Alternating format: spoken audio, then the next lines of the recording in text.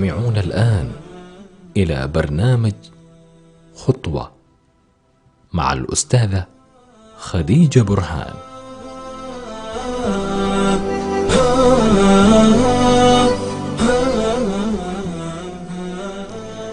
السلام عليكم ورحمة الله وبركاته، مستمعي راديو سلام أينما كنتم. يتجدد اللقاء بكم مع برنامج خطوة في نفس الموعد، طبعا في نفس اليوم. اليوم موضوعنا هو استكمال للحلقة الماضية اللي حضر معنا. مواضيع الحلقة الماضية كانت كيف ينظر الرجل إلى المرأة المثقفة، كيف ينظر الرجل إلى المرأة المثقفة، وكيف تنظر المرأة المثقفة والمتعلمة إلى الحياة. هل بالفعل أنه الإنسان نظرته تتغير للحياة وللناس وللمواقف اللي تحدث إذا كان متعلم أو غير متعلم، مثقف أو غير مثقف ولا لا؟ هل بالفعل المرأة المثقفة هي تحدي كبير في حياة الرجل؟ وليش الرجل يحترم المرأة المثقفة والمتعلمة ويقدرها ويمدحها ويثني عليها في كل مكان ويتكلم عنها بكل خير، لكن لما يجي يتزوج ما يتزوجها؟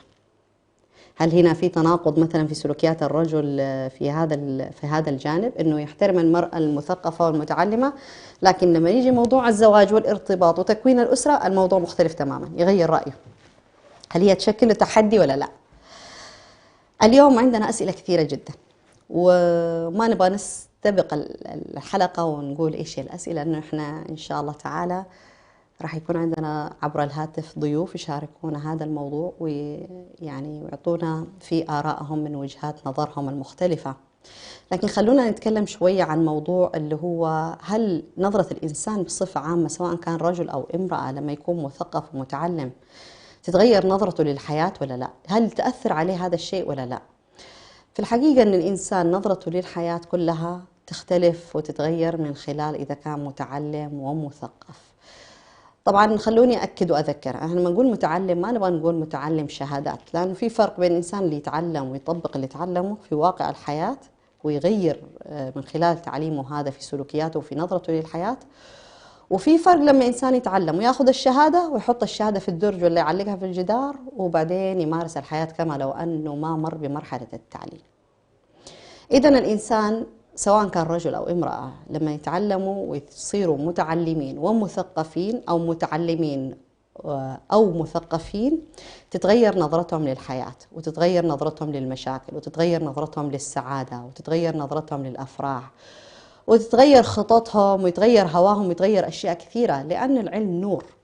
فالإنسان بسبب هذا العلم الذي هو نور يبدأ يشوف الخير أو الأشياء الجيدة والأشياء الجميلة والأشياء التي تستحق في الأماكن التي لا تخطر على بال. فما بالنا إذن في سلوكياته. المتعلمين والمثقفين يبان عليهم، طريقتنا يبان عليهم من طريقة لبسهم، من طريقة أكلهم، من طريقة مشيهم. في فرق بين الإنسان المتعلم وغير المتعلم والمثقف وغير المثقف. طبعا احنا ما نقلل من شأن الناس اللي ما حصلوا على شهادة علمية لأنه عندهم خبراتهم، لكن احنا قاعدين نتكلم عن جانب معين، إن الإنسان بالفعل بيتغير ويتأثر.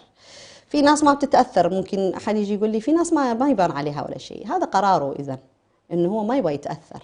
لكن الطبيعي جدا الإنسان بيتأثر وبيتغير بناء على ما يدخل عقله. ليش؟ لأنه أفكاره بتتغير. أفكاره لما تتغير تتغير مشاعره، يتغير سلوكه، يتغير الإنتاج تبعه والناتج تبعه، طريقة كلامه تتأثر، كل شيء فيه يتغير. لأن التغيير لما يدخل للإنسان يدخل له من خلال العلم بالشيء، ما يدخل له كذا بدون والإنسان جاهل. لذلك بالفعل الإنسان تتغير نظرته للحياة سواء كان رجل أو امرأة، إذا كان متعلم أو كان مثقف. فهذا التغيير الكبير جدا، فما بالنا بهذا التغيير الكبير جدا لما يحدث في حياة المرأة تصير متعلمة أو مثقفة، هل بالفعل يأثر عليها هذا الشيء ولا لا؟ طبعا احنا في مجتمعاتنا وفي مجتمعنا احنا تحديدا المرأة المتعلمة هي تحدي كبير. وتحدي كبير لما نقول هي مو تحدي للمجتمع، هي تحدي أول شيء لبنات جنسها من النساء.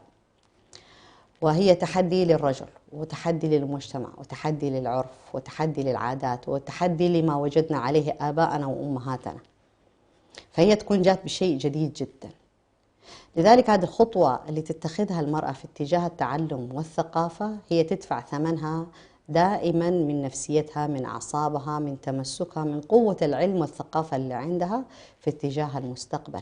أول من سوف يقف في طريقها هم، احنا قلنا دائما انه إذا كانت المرأة هي اللي تحدث التغيير، أول من يقف في وجهها للخوف الذي يحدث من خلال هذا التغيير هم النساء. النساء زيها يخافوا انه واحدة من بنات جنسهم تعلمت او ثقفت فهي خرجت عن المجموعة فاصبحت شخص مختلف تماما. هذا الاختلاف مزعج، فبسبب انه هو مزعج ويزعج من حولها هم النساء نفسهم يقللوا من قدر هذا التغيير، فدائما يقولوا لها ايش يعني فين حتوصلي بالتعليم حقك هذا، زي ما فلانة سوت راح تسوي، وأصلا راح تتركي كل شيء وآخرتك للمطبخ وآخرتك للزواج وآخرتك وآخرتك وآخرتك بهذا الشكل. لذلك يخلوها من بداية الرحلة تحبط. هذا الإحباط طبعا يختلف تأثيره من امرأة لأخرى.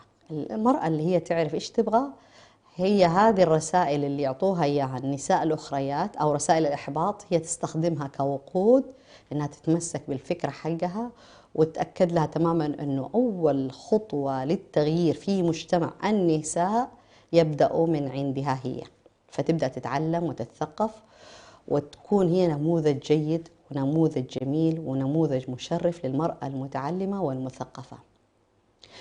والغريب في الأمر هذا أنه أول النساء اللي حاربوها في أول الأمر هم النساء اللي شجعوها فيما بعد، لأنه هي بهذا السلوك تبعها ورتهم أنه في تغيير إيجابي وفي حدث إيجابي وفي نتيجة إيجابية للتعليم وللثقافة التي حصلت عليها. فهم النساء لما يشوفوا النموذج المشرف للمرأة المتعلمة والمثقفة يكون عندهم رغبة قوية جدا أنه هي تكون قدوتهم والمرأة التي يقتدون بها لما تبدأ يتعلموا ولما تبدأ تتثقف. الطرف الآخر الذي يهاجم المرأة أو يقلل من الخطوة التي تسير بها نحو الثقافة والتعليم هو الرجل. ولما نقول الرجل ليس الرجل مفردا، إنما الرجل دائما رأيه في المجتمعات يعتبر هو الرأي السائد. يعني الرجل لو مدح المرأة المتعلمة وارتبط بالمرأة المتعلمة وآزرها وشد عليها، المجتمع يؤيد هذه الفكرة ويشجع المرأة على التعليم. لكن الرجل لو قال هذه المرأة هي ما تصلح تكون زوجة، ما تصلح تكون أم، والتعليم أفسدها ولولا مش عارف إيش، وضرب المثل إنه شوفوا أمهاتنا ما تعلموا وما سووا لكنهم ما شاء الله أنتجوا، المجتمع كله يقول نعم كلامك صحيح ويمشوا على هذا الكلام. فأول أو ثاني الأفراد اللي يحاربوا المرأة المتعلمة والمثقفة هو الرجل والمجتمع. لما نقول الرجل ليش؟ الرجل يعتبر أنه من حقه هو أن تكون كلمته هي المسموعة وأن يكون هو العقل المدبر والمفكر، والمرأة مجرد تابع له. طبعا هذا الكلام صحيح، لكن في جزء في هذا الكلام غير صحيح، والجزء الغير صحيح مع الأسف يجعل الفكرة كلها مش صحيحة. الجزء الغير صحيح أن الرجل لما ينظر للمرأة أن هي، أو لما ينظر للمرأة أن هي ليست كيان منفصل تماما وأن هي دائما تابع له دائما محتاجة إليه، يكون كلامه هذا يؤثر عليه بشكل سلبي. لكن لما ينظر لها أن هي كيان مختلف تماما وجسد مختلف تماما وعقل مختلف تماما، وما أعطاه الله سبحانه وتعالى من العقل أعطاها نفس العقل هذا، وأعطاها نفس التكاليف، وأعطاها نفس المنزلة ونفس المكانة ونفس يعني القدرة على إحداث التغيير في من حولها. لمن ينظر لها بهذا الشكل يبدأ يحترمها وينظر لها أنه هي شريكة له في صناعة الواقع الذي يريد، أو هي شريكة له في النجاح الذي يحدث في الحياة. فيبدأ ينظر لها كشريك وليس هي كتابع له، بس تابع إيش؟ تابع لا حول له ولا قوة. لذلك الرجل يبغى يكون، ما يبغى المرأة اللي تناقشه، ما يبغى المرأة اللي تقول له وما لونها، ما يبغى المرأة اللي تستفسر، ما يبغى المرأة اللي تعلمه. لذلك تلاقي إنه لما يحصل على المرأة التي المتعلمة أو المثقفة يبدأ يتصادم معها، وفي الغالب يفشلوا في الزواج يعني إلا من رحم الله، وسبب أنه الرجل ما تخلى عن عقليته اللي هي المسيطرة، أنه أنا خلاص أنا الآمر والناهي وأنت تطيعي فقط. والمرأة المتعلمة بطبيعة الحال والمثقفة ما تقدر تطيع العمياني، لأنه قلنا إحنا العلم نور، فمستحيل ترمي نفسها وزوجها وأولادها إلى التهلكة بقرار يتخذه الرجل إذا هي شايفة أنه هو مو صحيح، مو صحيح بكل النواحي. فهنا نقول دائما أن الرجل يحارب المرأة، هذا اللي يخلي المرأة تتراجع في طلب العلم أو في أنها تكون متعلمة أو مثقفة، لأنها تخاف من رفض المجتمع لها اللي يأتي على شكل رفض الرجل لها أو رفض الارتباط بها. طبعا التغيير هذا اللي تبغى المرأة تخوضه في حياتها أنها تكون متعلمة ومثقفة تأثيره كبير جدا.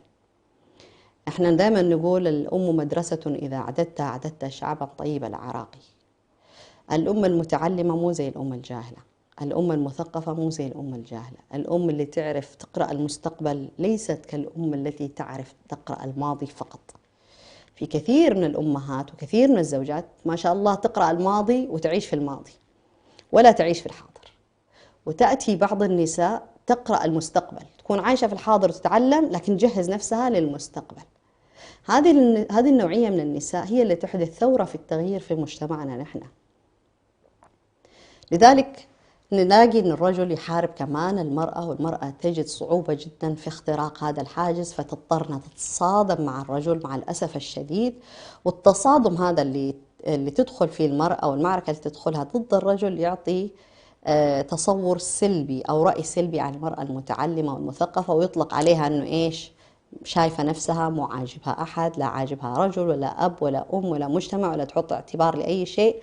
فطبعا معاشر النساء نحن لما نسمع هذا الكلام يعني نخاف ان احنا نكون نتفوق على الرجل علما وثقافة وفي اي جانب الا من رحم الله. لذلك دائما عندنا احنا اشكالية في مجتمعنا مع الاسف الشديد انه الرجل متمسك بعقليته القديمة، والمرأة لما بعض النساء، خلينا نقول باش نقول نعم المرأة، انه بعض النساء لما تتعلم تتثقف تدخل في معركة لإثبات ذاتها، وهي مش محتاجة اساسا تثبت ذاتها، لكن تحتاج تخوض هذه المعركة فقط حتى تحصل على اعتراف من الرجل ان هي امرأة متعلمة مثقفة وقادرة على شيء. فاحنا صايرين الآن ندور في حلقة مفرغة في هذا الجانب، ودائما نتساءل كيف ينظر الرجل للمرأة المثقفة.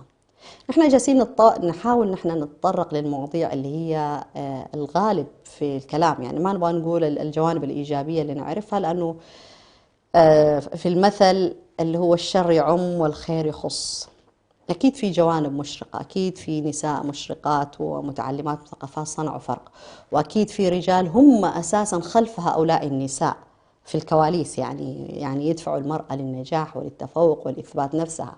أكيد في هذا الشيء، لكن نحن ما عاد صرنا نسمع هذا الشيء. أكثر شيء قاعدين نسمعه تراجع العلاقة بين الرجل والمرأة المثقفة، الرجل والمرأة المتعلمة، والمرأة بدأت تتراجع، ولما حتى صارت تتقدم تتعلم مش عارف إيش بدأت تخوض معركة لإثبات نفسها وإثبات ذاتها، كأنه في حالة غضب وانفجار قاعد يحدث، والمفروض أنه ما يصير زي كده.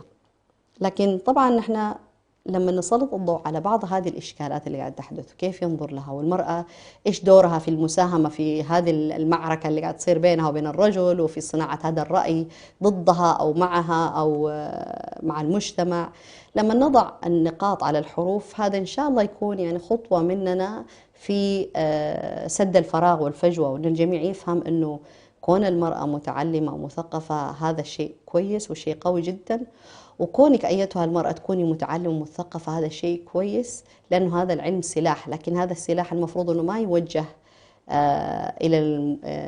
إلى مجتمعك أو إلى زوجك أو يعني ما يستخدم ضدهم. لازم المرأة كمان تعرف أنه هذا العلم اللي احنا نبغاه والثقافة اللي نبغى المرأة تكون عليها هي للمساعدة والمساهمة في بناء المجتمع في تغيير واقعه الذي يجب أن يكون عليه. نحن طالعين فاصل صغير، بعد الفاصل عندنا ضيفة عبر الهاتف حتشاركنا هذا الموضوع والإجابة على أسئلته وإثراءه، ونتطلع احنا منكم كمان انكم تشاركونا بآرائكم ومداخلاتكم في هذه الحلقة. طالعين فاصل، لا تروحوا بعيد.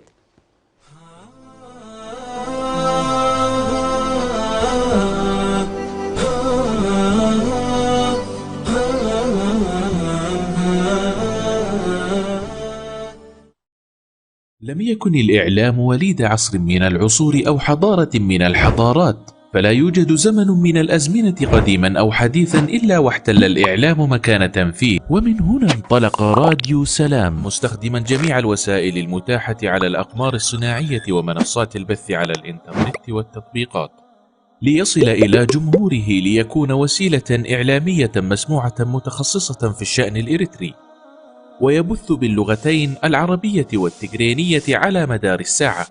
راديو سلام يخاطب المجتمع الإريتري كافة بجميع مكوناته، ويتفاعل مع قضاياه لترسيخ الانتماء وتجديد الوعي وتحقيق السلام والريادة، ويبث على الأقمار الصناعية والمنصات الإلكترونية كافة، وكانت أهدافه تعزيز قيم السلام والإخاء والتصالح والعيش المشترك، نشر قيم الإسلام وأخلاقه وتعزيز الأعراف والأخلاق الفاضلة، ترسيخ مكانة المرأة وتفعيل دورها في المجتمع والعناية بقضايا المرأة والطفل والشباب وكبار السن، المساهمة في التنمية ومواجهة الفقر والجهل وتوطين اللغة العربية. اكتمل بث راديو سلام على المنصات التالية: على القمر الصناعي نايل سات على التردد 12687، وعلى متجر الأندرويد والأبل، وعلى الموقع الإلكتروني سلامميديا61.com، وعلى جميع وسائل التواصل الاجتماعي. راديو سلام، سلام ووئام.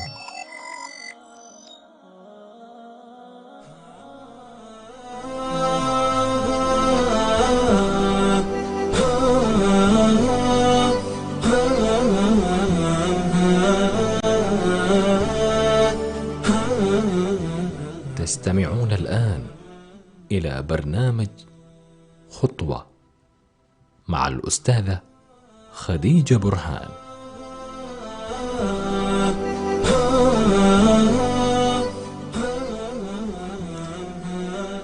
رجعنا لكم بعد الفاصل. معي عبر الهاتف ضيفة من خارج الاستديو الأستاذة آمنة محمد نور. السلام عليكم. عليكم السلام ورحمة الله وبركاته. الله يحييكي، أهلا وسهلا فيكي في برنامج خطوة. طبعا موضوع حلقة اليوم موضوع مستفز شوية، يعني صارت عليه شوية نقاشات من الأسبوع الماضي، اللي هو كيف ينظر الرجل للمرأة المثقفة. فخليني ضيفتي أبدأ بسؤالك، هل في فرق احنا عندنا لما نبغى نقول عن ثقافة المرأة، هل في فرق بين ثقافة المرأة وتعليمها؟ يعني ايش الفرق بين المرأة المثقفة والمرأة المتعلمة؟ نعم، أكيد في فرق ما بين المرأة المتعلمة والمتثقفة وغير المتعلمة،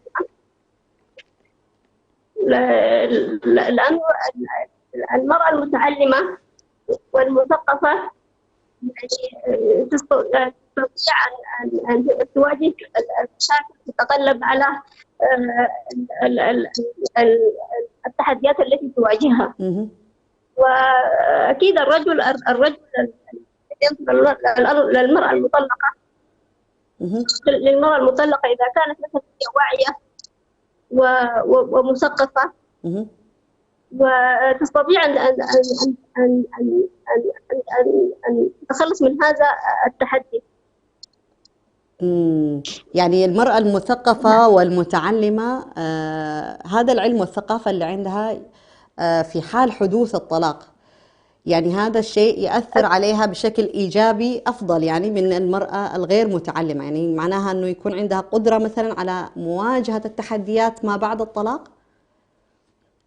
أكيد ما بعد الطلاق تستطيع. يعني زمان المرأة كانت يعني تعتمد على مثلا على أهلها إن يتحملوا مسؤوليتها. صحيح. لكن الآن المرأة بما أنها متعلمة ومثقفة تستطيع أن تتحمل مسؤوليتها، تتحمل مسؤولية نفسها، تتحمل مسؤولية وتربية أبنائها وأسرتها، فبالتالي هي قادرة على أن تواصل يعني حياتها طبيعي جدا من غير ما تحس أن يكون هناك يعني حوجة مثلا ماسة أو شديدة للرجل في حياتها. طيب كيف نرد على النساء اللي يقولوا إنه نسبة الطلاق في المتعلمات أكثر من الغير متعلمات؟ يعني بعض النساء مثلا تقول مثلا بناتها مثلا ما في داعي تتعلموا تعليم زيادة أو أكثر من اللازم، لأن في النهاية أنت حتتزوجي، إيش حتسوي بتعليمك؟ يعني هل بالفعل أنه إذا زاد تعليم المرأة يعني تزداد نسبة الطلاق مثلا؟ هل الرجل يتصادم دائما مع المرأة المتعلمة ولا ما يتصادم معها؟ طيب في فرق طبعا ما بين المرأة المتعلمة والمتثقفة. إذا كان مثلا هي جمعت ما بين التعليم والثقافة تستطيع أن تستمر حياتها. لأن المرأة المتثقفة يعني كثيرا الآن من الجامعات لأنه المتعلمات الخريجات ما يكون عندهم ثقافة المجتمع الآخر، ربما ما تكون تعرف الأشياء الكثيرة عن الزوج الذي اختارته. فبالتالي إذا كان مجرد تعليم فقط ربما إذا واجهتها مجرد مشكلة يحصل الاختلاف وبالتالي يحصل الطلاق. لكن إذا كانت مثلا المرأة متثقفة تعرف ثقافة هذا المجتمع الذي كان شريكا هو زوجها فبتستطيع إن شاء الله أن تتعامل معه يعني. فبالتالي أنا أقول يعني أنا دائما بقول إنه يعني ليس المتعلم مثلا هو المتثقف، لأنه الثقافة يعني تكتسب كثير من التجارب المجتمعية، فبالتالي تستطيع أن تواجه هذه المشاكل وتتغلب عليهم مهما كانت.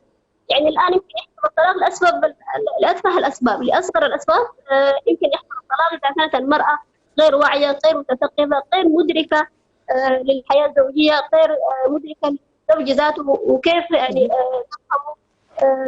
في فرق في الفهم، في الوعي، في الثقافة وكذا. يعني تأثير ثقافتها هذا إذا ما كان عندها ثقافة زوجية واعية جدا للانتقال بزواجها وزوجها إلى مستوى آخر، هذه مشكلة معناها. يعني صار الآن عبء معناها الثقافة والعلم عند المرأة صار عبء أكثر ما هو فائدة لها. لا، إذا كانت هي مثلا استخدمته بطريقة إيجابية أنا بقول يعني مش هي متعلمة فقط، هي متثقفة وفاهمة وواعيها لمعنى الزواج، واعية لمعنى الترابط الأسري، وواعية للفهم وكذا. طيب بالتالي تستطيع فعلا أن تحافظ على أسرتها وعلى زوجها وعلى مجتمعها الصغير الذي حولها. طيب هل المرأة المتعلمة والمثقفة والواعية عندها طريقة مختلفة جدا لقياس أو اختيار الزوج؟ هل هذا يأثر عليها مثلا إنها تخرج من الزواج التقليدي مثلا وتصير عندها شروط ومتطلبات خاصة، ولا يجعل منها إنسانة عادية جدا؟ يعني لأنه دائما عندنا إحنا في مجتمعنا يخافوا من الارتباط بالمرأة المتعلمة. ليش؟ يقول لك يعني ما راح يرضيها شيء أساسا يعني ولا يعجبها شيء، وهي نفسها لما المرأة تتعلم دائما إيش تقول؟ أنا ما راح أتزوج أي أحد. يعني تبدأ هي تنظر للموضوع بطريقة مختلفة. هل هذا من نتيجة الثقافة والعلم اللي تكتسبه؟ وكيف هي أو الشروط والمعايير اللي تضعها المتعلمة لاختيار الزوج؟ ليش يعني ما تقبل بزوج أقل منها مثلا؟ هل تقبل فيه ولا ما تقبل فيه؟ أكيد هي المفترض يعني يعني أقل حاجة إنه يكون في توافق في الفهم وفي الفكر، وتوافق في العلم في العلم، عشان لما نقول في العلم قصدك لما نقول يعني ما تكون بيناتهم الخلافات البسيطة تؤدي إلى الطلاق. فإذا كان مثلا هي وضعت شروط للارتباط بهذا الزوج، يعني إحنا الآن أنا ما أقول والله ابن عمي أو ابن خالي أو القريب هو الذي يمكن أن أرتبط به. لا، يعني إذا كانت المرأة اختارت إنه الزوج الفلاني هو الشخص الفاهم الواعي الذي يمكن ترتبط به في المستقبل، وتكون مثلا في معيار للتوافق والتفاهم. يعني أنا يمكن قرأت كثير من الرسائل اللي هي تتحدث عن الاعتبارات في الزواج. الاعتبارات في الزواج تتعلق بالعلم، تتعلق بالثقافة، تتعلق بالقبيلة، وتتعلق بالمستوى الوظيفي. كثير من الأشياء المفترض الشخص يضعها في اعتباره في موضوع الارتباط. طيب. فيمكن الناس هو مجرد تخوف، يعني الرجل يتخوف بانه والله هذه المراه مثل حتتفلهم علي او هي مراه متعلمه انا وهي ما حنستفيد. انا بشوف انه دي نظره خاطئه، يعني نظره خاطئه بانه يعني يقول انه الزوجه المتعلمه يعني ما اقدر اتفاهم معها او ما اقدر اتعامل معها. ده مجرد خوف، والزمن اختلف، يعني الزمن اختلف. ما المراه ما بقت كهدات المراه اللي بترضى مثلا بالوضع البسيط إنها تكون موجودة في البيت وإن الزوج بس هو كل متطلباتها. الآن الزمن اتغير والمرأة أصبحت متعلمة وواعية، وإذا كان مثلا هناك في تقصير من الزوج تستطيع أن هي مثلا تعمل وتخرج وترقى بمستواها، يعني بمستواها التعليمي الصراع الوظيفي في مستواها المجتمعي. إذا ما تعتقدي إنه المرأة هي السبب في خلق حالة الخوف هذه أستاذة آمنة؟ أستاذة آمنة، نعم. هل تعتقدي إنه المرأة، يعني ما تتفقي معي إنه المرأة هي السبب في إنه جعلت الرجل هو يخاف أساسا من الارتباط بها هي كشخص متعلم، لأنه هي ما تقبل إنها تكون أقل منه الآن، يعني هي اللي صنعت هذا الخوف. الرجل ما يقدر يبني على إنه والله ممكن ما اتفق معاها، ما انسجم معاها، ممكن هي اللي أوجدت هذا الرأي. هل تتفقي معي مع هذا الرأي ولا لا؟ ربما يعني هي من أوجدته، لكن هو مجرد خوف. أنا بقول إنه هو مجرد تخوف فقط. يعني هي ربما هي الأمر عايزة ترتقي. يعني نحن ما عايزين نرجع للنظرة القديمة بتاعت الرجل إنه عايز المرأة التقليدية الموجودة اللي تقول سمعا وطاعة. يعني ما عايزين نرجع للمرأة إلى الوراء التي تقول سمعا وطاعة لزوجها فقط. إذا معناها نحن عندنا هذه المشكلة، يعني احنا عندنا هذه هي المشكلة، إنه المرأة هي نعم. اللي خلت الرجل يخاف. يعني بدل ما تستخدم هذا العلم إنه تقول سمعا وطاعة عن علم وبينة، أصبحت تتصادم مع الرجل. نعم. أو تزاحمه في دوره. ممكن هي المشكلة الآن في هذا الموضوع. نعم، والله هي ما مشكلة يا أستاذة. يعني ما مشكلة في إنه أنا يعني من حقي إنه أنا طالب زوج متعلم مثقف واعي، نقدر أنا وهو يعني نسير بالحياة الأمام، ونسير بمجتمعنا الصغير ده إلى الأمام. صحيح. نقدر نتوافق، لكن ما معناه إنه يعني أقول والله بس هي المرأة المتعلمة اللي درست وخرجت كده. في هناك وفي رجل أصلا يعني هو ما شرط إنه يكون درس وتعلم وتخرج كده، لكن الحياة ذاتها علمته. فبقى إنسان واعي مثقف، يعني يقدر يصير مثلا بالمجتمع الصغير ده إلى الأمام ويرتقي به. صحيح. هي مشكلة يعني ممكن يعني مشكلتنا نحن النساء صراحة، يعني خلينا نكون صادقين شوية يعني في ذا الموضوع، يعني حيادين. أنا لست مع الرجال ولا مع النساء، لكني أنا دائما ضد النساء، ما أدري ليش، بس أحس إن المرأة لازم تمشي خطوة يعني في اتجاه إنه تبني علاقة جيدة مع نفسها ومع المجتمع. يعني أنا مثلا جالسة أقول المرأة بعض الأحيان بتكون عندها يعني مسألة إنه هي تعلمت، فمعناها إنه أنا أولى بقيادة البيت مثلا أو الخروج للعمل، فهي بتنسى تماما فكرة إنه لا، أنت مش مطلوب منك أصلا تخرجي لا للعمل ولا تقودي البيت ولا شيء، يعني بس أنت ممكن تكوني شيء آخر يعني في ذا البيت، أو تكوني مساعد لهذا الرجل يعني.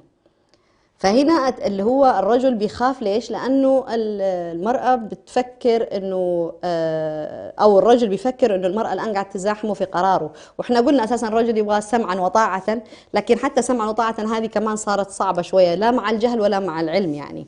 طيب ليش في رأيك المرأة لما تتزوج يعني تكون ما شاء الله شادة حيلها قبل الزواج، تتعلم وتتثقف وتصير ما شاء الله تبارك الله، لكن بعد الزواج تتراجع تماما في هذا الجانب؟ إيش اللي قاعد يصير؟ بعد الزواج طبعا بتكون يعني مسؤوليات الزوجة. ربما هي قبل بتكون متفرغة للدراسة وللتعلم للثقافة وكذا، لكن بعد الزواج ربما مسؤولياتها بتكثر، يعني يكون في الزوج وفي الأولاد وهكذا. لكن هي إذا كانت مصرة، يعني إذا كان هي مصرة وعندها الرغبة في أنها تواصل، فما في ما يمنع إن شاء الله. وبعد ذلك برضه الزوج إذا كان معينا لها، يعني هي جاء طبعا الزوج بعد ذلك حيجي ويلقاها هي بدأت مشوار بتاع التطور، بدأت مشوار بتاع التوظيف، بدأت مشوار بتاع الثقافة التعلم. فلو كان هو يحترم إذا كان هو يحترم مثلا هي يعني رغباتها هي، فيستطيع إنه مثلا يعينها وكذا. لكن إذا كان هو مثبط يعني ما أعانها، ولا هي مثلا كانت مصرة قدرت تتغلب على المسؤوليات الكثيرة اللي لاقتها وما قدرت ترتب حالها ووضعها وكذا، فأكيد حيكون بالنسبة لها ده يعني عائق، ربما يعني يرجعها عن. طيب ايش رايك في الرجل؟ ايش رايك في الرجل الذي يقلل من علم المرأة وثقافتها ويقول لها خلاص ما عندك وقت لهذا ومو مهم ترى تقرأي، واحنا اولى بوقتك واولى اولادك بوقتك وخلاص، يعني ايش تبغى توصلي له، والحمد لله صار عندك اولاد وبيت، ايش حاجتك للشهادة ولا للثقافة ولا للقراءة؟ ايش رايك في هذه النوعية من الرجال اللي تضع العراقيل والمطبات أمام المرأة حتى تتوقف عن أي شيء؟ والله طبعا دول مشكلة. يعني مشكلة لأنه يعني موجودين بس. أنا المرأة إذا كانت هي اجتهدت وحاولت إنها يعني ترتقي بنفسها وتطور نفسها وكذا، إذا بقى هو مصدق هو مشكلة يعني بالنسبة لها. فهي تحاول بقدر الإمكان إنها يعني تشوف وسيلة بإنها يعني يعينها على مشوارها يعني. فتقريبا مثل هذه النوعية من الرجال لا يرتقي هو ولا كمان يترك غيره أن يرتقي. يعني هذول النوعية من الرجال يعني حلهم الوحيد هو أن المرأة تحتال عليهم معناها. أكيد. هو زي ما أنت ذكرتي، إذا كان بالنسبة لها العلم وطلب العلم نفسه هو ضرورة وأولوية أكيد ما راح تتوقف. لكن إيش نقول نحن هل بالفعل يعني هو حقيقي إنه المرأة بعد الزواج ما عندها وقت إنها تتعلم، ما عندها وقت انها تقرأ، ما عندها وقت انها تتثقف، المسؤوليات كثرت، ما عندها وقت انها هي تطور نفسها بنفسها؟ هل هذا حقيقة هذا الكلام، ولا نحن زي ما يقولوا عننا يعني انه همتنا ضعيفة يعني، وانه الثقافة والعلم اساسا ما كان من ضمن الاولويات، فقط عندنا وقت فراغ وحبينا نعبي وقت الفراغ هذا، والان يعني ما احنا قادرين نكمله لانه ما هو شيء اولوية. يعني دائما يطلق على النساء انه ما عندهم يعني مصداقية في الموضوع ده. هو طبعا يعني أكيد إذا قدرت، إذا كان عندها الإصرار والعزيمة وقدرت تجدول نفسها، تستطيع إن شاء الله يعني أن تتغلب على المشغولات الكثيرة اللي تواجهها في المنزل. لأنه أنا عندي نماذج كثيرة يعني. الآن أنا أستاذة في الجامعة وعندي طالبات كتب، فبلغ إنه يعني أكثر الطالبات المجتهدات في التحصيل العلمي وتحصيل الدرجات وعندهم رغبة أكيدة في النجاح هم ربات البيوت. والسبب؟ بيكون ربات البيوت. فإذا كان مثلا المرأة فعلا عندها إصرار وعزيمة، تستطيع أنها تتغلب على المسؤوليات الكثيرة الموجودة في البيت. ويمكن النماذج عندنا كثيرة جدا في المستوى الجامعي وفي المستوى المجتمعي. يعني أنا بعرف كانت في مرأة يعني حتى مستواها التعليمي كان ضعيف، لكن بعد أن تزوجت أتاها الإصرار بأنها تواصل في دراستها، وواصلت ونجحت والحمد لله. يعني كان نصيب التفوق ما شاء الله. فده بيرجع لمدى إصرارها وعزيمة المرأة. إذا ما هو متعلق بمسألة إنه بالفعل في مسؤوليات وإنه الزوج قاعد يساعد أو ما يساعد، المسألة أساساً زي ما ذكرتي أستاذة آمنة إنه المرأة وإصرارها ورغبتها. بس من ضمن النماذج اللي ذكرتيها إنه أغلب اللي قابلتيهم كانوا من ربات البيوت والمتزوجات هم المتفوقات. إيش السبب اللي وراء إن هم المتفوقات يعني أو هم المتقدمات على غيرهم بالرغم إن هم مشغولات جداً؟ إيش الدافع اللي يخليهم يستمروا في هذا التفوق والنجاح؟ هل هو مثلا عشان تكسب احترام المجتمع، عشان تضع شيء لنفسها بصمة، ولا عشان تكون نموذج لأولادها، ولا هي تشوف إنه هذا التعلم والثقافة هي حق من حقوقها وبشكل طبيعي جدا لازم تمارسه؟ نعم. ألو معايا أستاذة آمنة؟ ألو الصوت ما وصلني السؤال كويس. ذكرتي حضرتك الآن كويس الصوت؟ نعم. أيوة، ذكرتي إنه أغلب المتفوقات عندك هم المتزوجات وربات البيوت.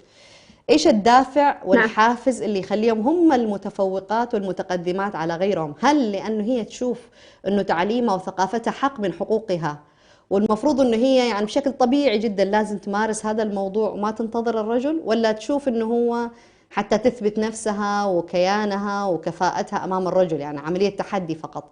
إيش الشيء اللي يخليهم يتفوقوا؟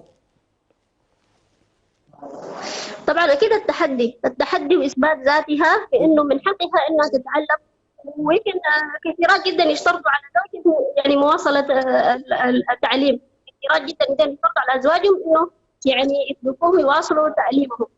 فالجد والمثابرة والاجتهاد هو الذي يعني يجعلهم يتفوقون على الطالبات الغير متزوجات. ففي طرفة يعني في طرفة كده واحدة من المتزوجات، فهي كانت الدفعة الأولى في الدفعة. فسألوها يعني البنات أنت كيف بتنجحي؟ قالت لهم أنا ما عندي هم، أنا ما عندي هم مثلكم، زوجي من هنا وأولادي من هنا وأقوم أذاكر الليل، بس ثاني ما عندي هم إن أنا يعني أجتهد وأتعلم وأحرز الامتياز في الدرجات إن شاء الله. ما شاء الله تبارك الله، ما شاء الله تبارك الله. طيب أستاذة آمنة، في رأيك هل الأبناء ينظروا نظرة مختلفة للأم المتعلمة وللأم الغير متعلمة والأم المثقفة وغير المثقفة؟ هل الأبناء ينظروا بطريقة مختلفة لهذا النوع من الأمهات، ولا طبعا عاطفيا هم نفس الشيء، لكن بالعقل يعني كيف ينظر الابن للأم التي تبذل جهدها وتتعلم وتتثقف وتتنور، وللأم اللي ما تبذل جهد وتستسلم لحالة الجهل، لحالة الظلم، لحالة الضعف اللي تكون فيها؟ أكيد النظرة مختلفة. يعني الابن اللي يرى أمه مثلا تجتهد في التعليم وكده فبيكون يعني يفخر بأمه، يفخر بوالدته. ونحن طبعا الزمن اتغير، يعني الآباء الآن والأبناء بيفخروا بآبائهم وأمهاتهم، دي واحدة. الحاجة الثانية هو ذات يكون عنده المحفز في إنه يجتهد ويتحصل العلم زي ما أمه ويعني بتحاول إنها تجتهد وتتفوق في دراستها. صحيح. بالنسبة له يعني هو كقدوة والدته بالنسبة له قدوة يعني في التحصيل العلمي. والحاجة الثانية برضه هو بالنسبة له يعني يعني يفتخر على الفخر والدته تتعلم وتجتهد في إنها تكون من الناجحات والمتميزات. طيب خليكي معانا أستاذة آمنة، نحن مكملين الحوار وعندنا سؤال قبل الفاصل، خليني أقول لك إياه وبعدين حنطلع فاصل ونرجع نكمل الفاصل. ليش الابن يتأثر بالأم اللي تكون مثابرة ومتعلمة وتبذل جهد إنها تكون تتثقف وتتعلم ويتخذها قدوة، في حين إنه الأب ممكن يكون متعلم ويبذل جهد إنه يكون مثقف ما يتخذوا الابن قدوة له؟ يعني ليش يتأثر بالأم ما يتأثر بالأب؟ بعد الفاصل حنجاوب على هذا السؤال مع الأستاذة آمنة، خليكم معنا لا تروحوا بعيد.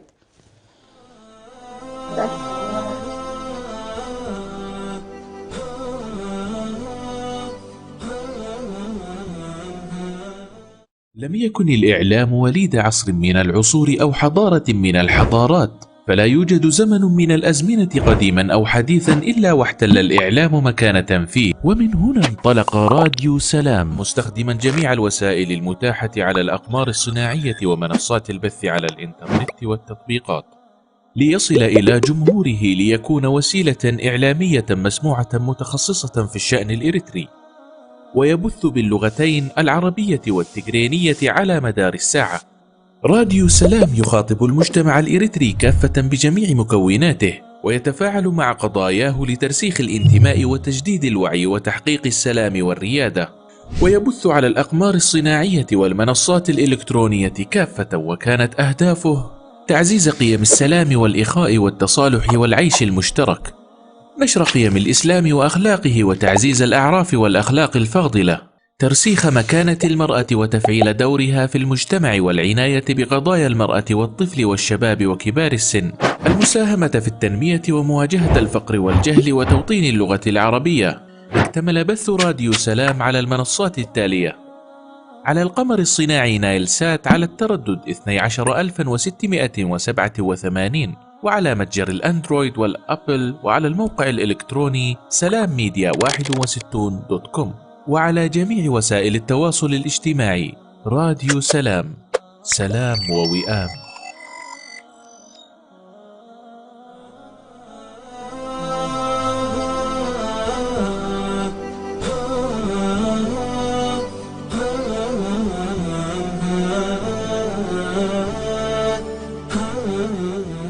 تستمعون الآن إلى برنامج خطوة مع الأستاذة خديجة برهان.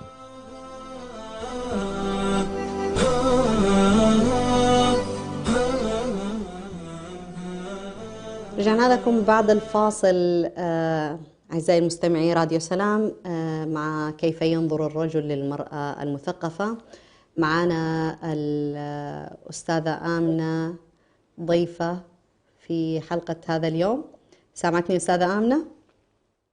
نعم. ايوه، احنا كنا وقفنا قبل الفاصل في سؤال ليش الابناء يتاثروا ويتخذوا امهاتهم قدوه، الام اللي تتعلم وتتثقف يتخذها نموذج ويفخر فيها اكثر من انه يتخذ الاب قدوه له او نموذج يضرب فيه المثل في النجاح والتفوق. ليش في رايك هذا الشيء موجود؟ ليش الابناء يشعروا بالفخر بامهاتهم اكثر من فخرهم بابائهم؟ طبعا احنا ما نبغى نقلل من الفخر بالاباء، لكن هذا موضوع مختلف تماما يعني. طبعا هو يعني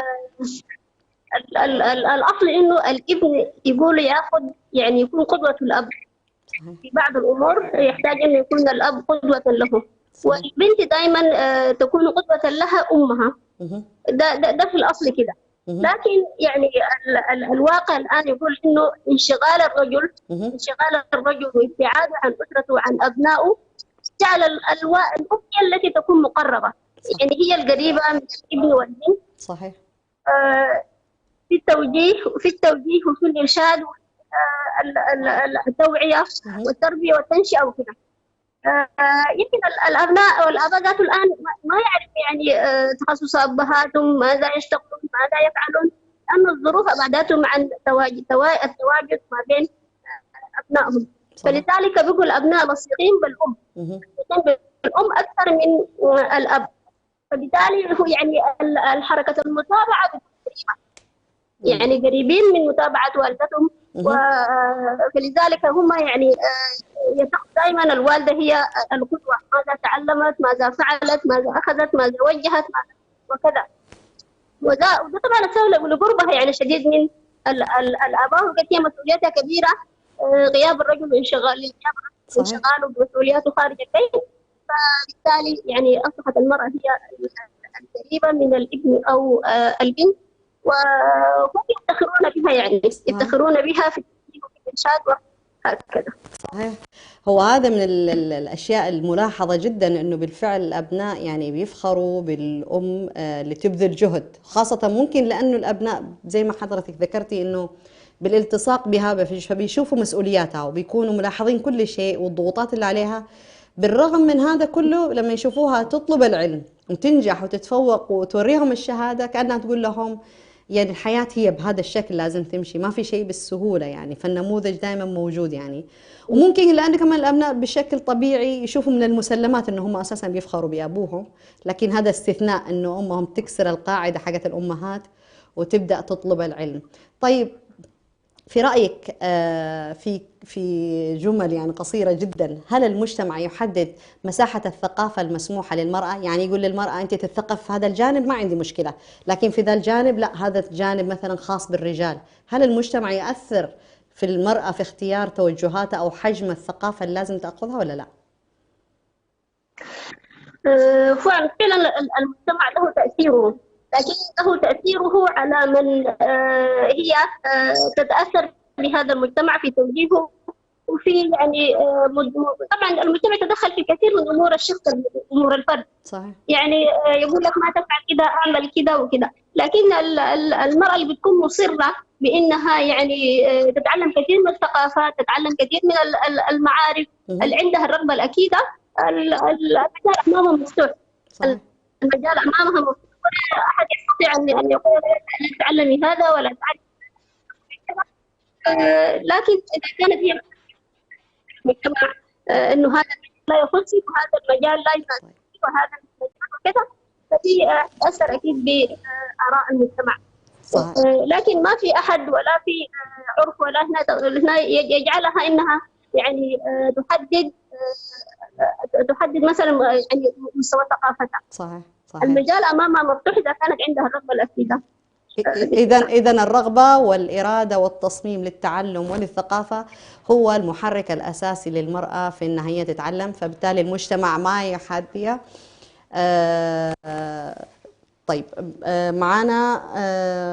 معنا الأستاذ، نشكر الأستاذة آمنة محمد نور على مداخلتها ومشاركتها لنا في هذا البرنامج وبالأفكار اللي أضافتها لنا. طبعا الموضوع قلنا احنا كبير جدا يعني، فما حنخلص لا في حلقة ولا شيء، لكن معنا الأستاذ أبو داود الجبرتي في مداخلة سريعة. ألو، معنا الأستاذ. ألو، نشكر نشكر الأستاذة آمنة محمد نور على مداخلتها ومشاركتها لنا في هذا البرنامج وبالأفكار اللي أضافتها لنا. طبعا موضوعنا إحنا كبير جدا. الأستاذ يعني أبو داود الجبرتي معنا في عبر الهاتف. سامعني أستاذ أبو داود؟ في مداخلة سريعة. ألو السلام عليكم. معنا الأستاذ. طيب ممكن تسمعنا من التليفون الثاني اللي معك أو يعني تقفل صوت من عندك؟ نحن بس صوتك مو واصلنا أستاذ أبو داود. ألو سامعني أستاذ أبو داود؟ ألو السلام عليكم. ألو شكله مو سامعني. طيب صوت مو واصل. على العموم كلمة أخيرة في حلقة اليوم: كيف ينظر الرجل للمرأة المثقفة؟ الموضوع كبير جدا زي ما احنا قلنا. مشكلتنا في هذا الموضوع أو حابين احنا نناقش هذا الجانب في هذا الجانب بالذات في ثقافة المرأة وتعليمها، لأنه صار في خلط إنه المرأة كيف لما تتعلم تتغير، والأسلوب اللي قاعد تتغير فيه صار في عندنا تصادم في هذه الفكرة. فصار الرجل أو المجتمع أو الرأي العام يحارب فكرة إنه المرأة تكون متعلمة أكثر أو مثقفة أكثر. كلا الطرفين الرجل أو المرأة لما يدركوا أبعاد إيش تعليمها وإيش التأثير اللي ممكن يكون قوي جدا على المجتمع وعلى الأسرة وعلى الناس اللي حوالينا في موضوع تعليم المرأة وثقافتها، هذا حيساعدهم جميعا أنهم يكونوا جزء من عملية التغيير. طيب رجع معنا الأستاذ أبو داود الجبرتي. الصوت سامعني ولا لا؟ ألو السلام عليكم. السلام عليكم. طيب ما زلنا احنا في مشكلة الصوت. على العموم خلوني أقول بس كلمة أخيرة اللي هي القوة في ثلاثة: العلم والدين والمال. المرأة لما تتعلم تصير قوية، والرجل لما يتعلم يصير قوي. إذا الرجل أصبح قويا بدون ما المرأة تكون قوية فهذه قوة ناقصة، ونفس الشيء المرأة لما تتعلم تصير قوية بدون قوة الرجل قوة ناقصة. فكلاهما يحتاج أنهم يكونوا متعلمين ومثقفين لإحداث التغيير في مجتمعنا نحن، في أبنائنا، في تربيتنا، في أنفسنا. نرجع نقول لكم إنه الموضوع كبير جدا وما نقدر أساسا نغطيه لا في حلقة ولا في حلقتين، والمداخلات كثيرة والمشاركات كمان كثيرة. فأتمنى من الله سبحانه وتعالى أن نلتقيكم الأسبوع القادم في نفس الموعد مع برنامج خطوة. إن شاء الله تعالى يعني حنحاول نحن نغطي هذا الموضوع بطريقة مختلفة، لكن من هنا لازم أقول للمرأة إنه الأسلوب مهم جدا إذا كنت امرأة متعلمة أو مثقفة في نقل فكرتك وعلمك وإظهارها بشكل أفضل للمجتمع وللرجل وللمشاركة بها ودون التصادم مع الآخرين. كنت أنا معكم خديجة برهان في برنامج خطوة. ألتقيكم المرة القادمة بإذن الله يوم الثلاثاء في نفس الموعد. أترككم في حفظ الله ورعايته وفي أمان الله.